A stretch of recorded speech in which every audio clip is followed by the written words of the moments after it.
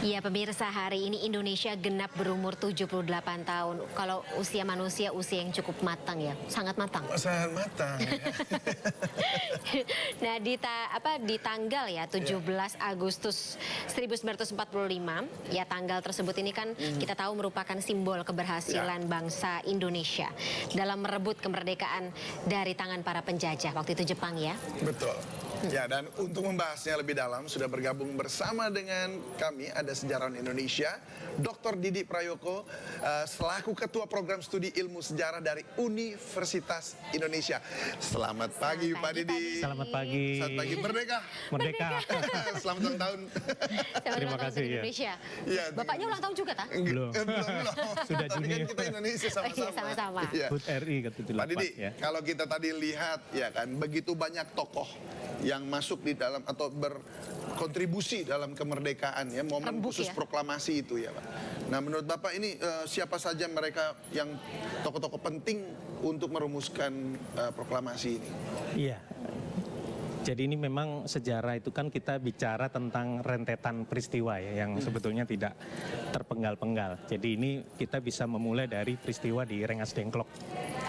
Ketika Soekarno-Hatta itu dibawa oleh para pemuda ya dari Jakarta ke Rengas Dengklok. Jadi niat para pemuda adalah untuk agar Soekarno dan Hatta ini tidak terlalu dipengaruhi oleh Jepang waktu itu ya, sehingga nah itu memang terjadi perdebatan yang alot sekali begitu ya.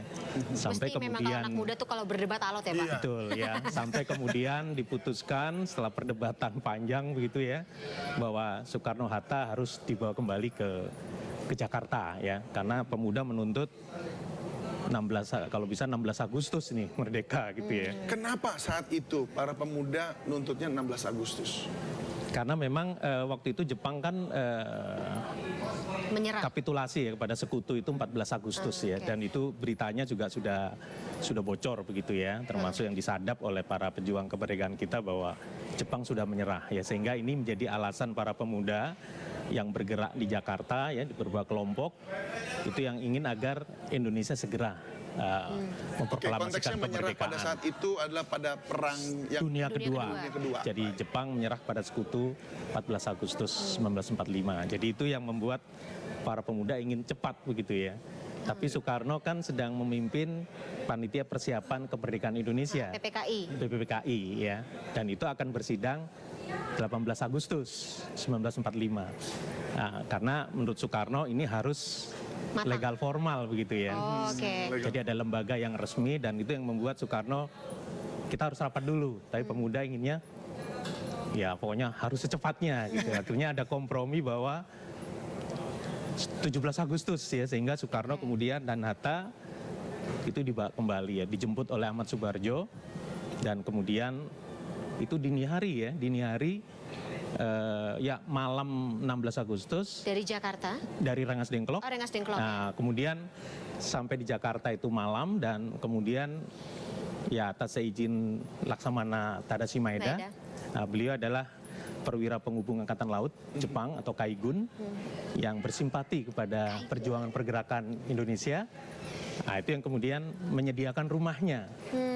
Nah, awalnya ya itu mau rapat di Hotel Des Indes, tapi Jepang, pemerintah Gunseikan atau pemerintah militer Jepang melarang rapat di tempat umum ya, bahkan di malam hari itu. Nah ini agak membingungkan ya, tapi ya maksudnya Kenapa? psikologisnya itu seperti apa sampai Harus apa tadi diam-diam? Laksamana Maeda itu yang orang maksudnya Jepang. Perwira Angkatan Laut Jepang ya. Angkatan Laut Jepang Berpihak pada Indonesia. Ini bagaimana psikologis saat itu? Antar dua negara ini mungkin Jadi ya. sebetulnya ini jadi Soekarno dan Hatta pernah diundang ke Dalat ya di Saigon. Saigon, Vietnam. Nah, itu markas besar tentara Jepang di Asia Tenggara, Jenderal Terauchi. Nah di situ sebetulnya ya dengan semangat samurainya bahwa Indonesia diberi kesempatan gitu ya untuk menentukan nasib sendiri. Sebetulnya ini juga peristiwa sudah terjadi di tahun 1944. Jadi itu Perdana Menteri Jepang yang baru, pengganti Perdana Menteri Tojo, Perdana Menteri Koiso.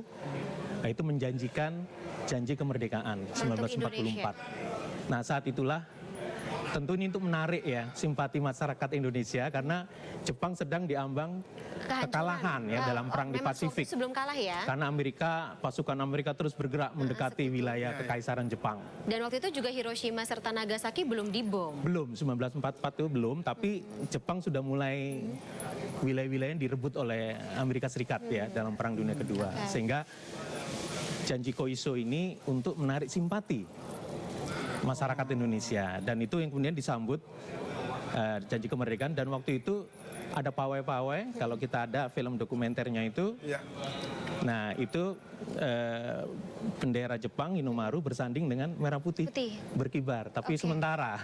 Setelah itu tidak lagi, baru nanti menjelang. Pak Didi, kita jeda dahulu nih Pak Didi, kita akan lanjutkan perbincangan kita untuk melihat terlebih dahulu situasi terkini di Ibu Kota Nusantara, Kalimantan Timur, jelang upacara pengibaran bendera merah putih.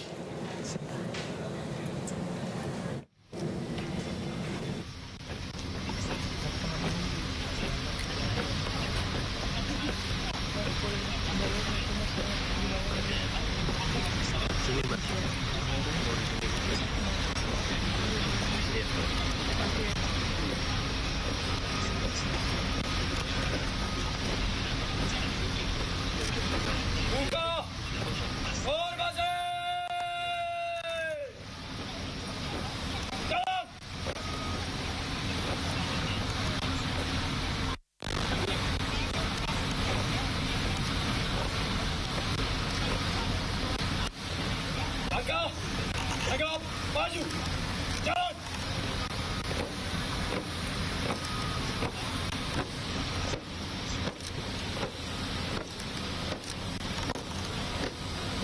Jalan, di depan, gerak.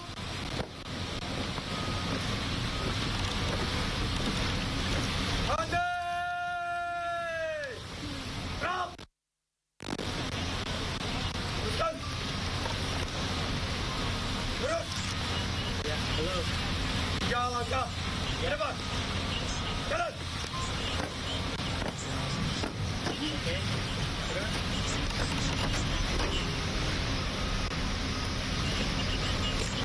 Apa? Oh ya, berarti tak lupa.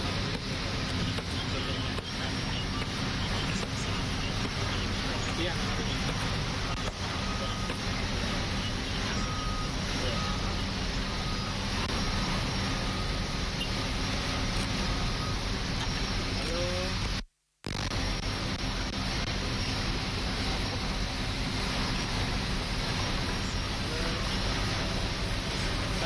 Aku lagi gambarkan Bluetooth.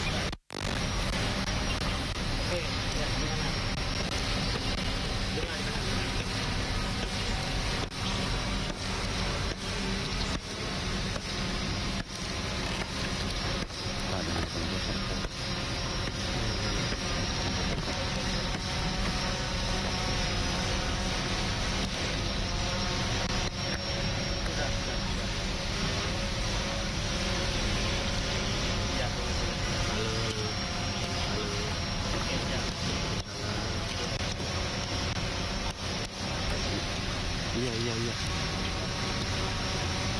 Iya, ini lu ngomong sama beli ya.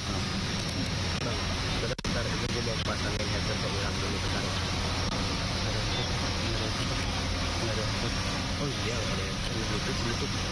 Bluetooth lobet kan. Hah? Bluetooth punya gua. Baik. Oke. Ini buat siapa ya? Siapa?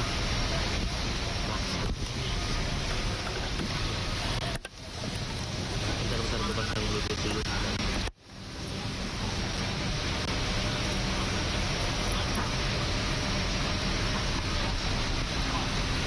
Bentar, pas pengibarannya backlight nanti. Iya. Pas pengibarannya backlight nih. Pas pengibaran kayaknya backlight ya. Soalnya kita dikasih posisinya gini ya. Siap! Kepada pesan merah putih. Hormat!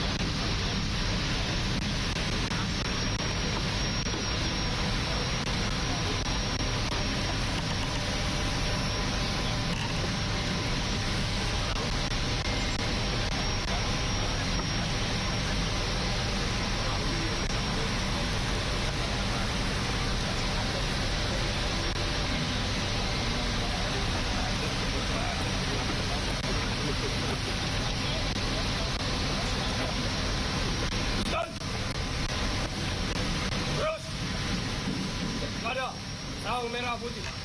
Hormat. Gerak. Tegak. Gerak. Jalan. Lima. Gerak.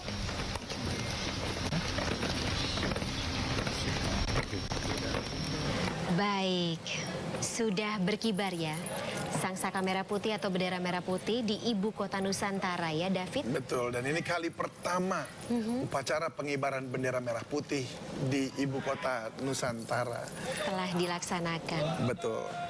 Nah, upacara ini dipimpin oleh Kepala Otorita IKN yaitu Bambang Susantono, dan sudah diselenggarakan dari sejak pukul 8.30 ya, waktu Indonesia Tengah ini, sesuai waktunya IKN. Betul. Nah, tentunya formasinya tidak seperti yang di istana kelihatannya ya. Ini lebih sedikit begitu? Betul. Tidak 68 atau 34 paskibra yang bertugas begitu ya. Betul. Dan ini juga menandakan sebuah dimulai sebuah sejarah baru ya di ibu kota Nusantara, yang suatu hari nanti tentunya kita akan melihat ada ibu kota kita yang modern tapi juga membawa budaya Indonesia disatukan di dalam IKN ini. Ibu kota yang baru betul ya. sekali. Nah, kita langsung ke Pak Didi juga. Pak Didi, ini menurut Anda gimana dengan adanya upacara pengibaran bendera merah putih pertama di IKN ini? Apa yang Anda lihat hari ini dan ke depan? Ini satu peristiwa yang bersejarah. Jadi sebetulnya peristiwa bersejarah itu kan nanti dicatatnya di masa yang akan datang ya. Sama seperti peristiwa Sumpah Pemuda ya. Waktu itu Kongres Pemuda yang pertama dan kedua. Mungkin pada saat itu belum dinilai bersejarah, tapi kemudian baru di tahun 50-an ketika Soekarno ingin mencari momen peristiwa yang dianggap bisa mempersatukan Indonesia, itu peristiwa Kongres Pemuda. Dan kemudian baru diperingati di Istana Negara tahun 1957-1958 kalau tidak salah. Iya. Nah, itu pertama kali peristiwa Sumpah Pemuda diperingati. Nah, mungkin sama seperti upacara peringatan proklamasi di IKN. ibu kota negara ya. IKN ini ya mungkin sangat-sangat bersejarah gitu ya, dan mungkin akan dicatat oleh dari data yang ini oleh sejarawan di masa yang akan datang. Betul. Akan menjadi suatu peristiwa yang sangat bersejarah. Ya, Mungkin karena itu. ya harus ada sejarah yang ditulis ya. Dan Ya, jadi nanti dokumen-dokumen ini kan akan ada dokumennya ya, ada data-data, dan itu kan nanti biasanya para sejarawan akan mencari gitu ya untuk melihat ini pada tahun 2023 ini ada upacara peringatan HUT proklamasi di IKN. Oke.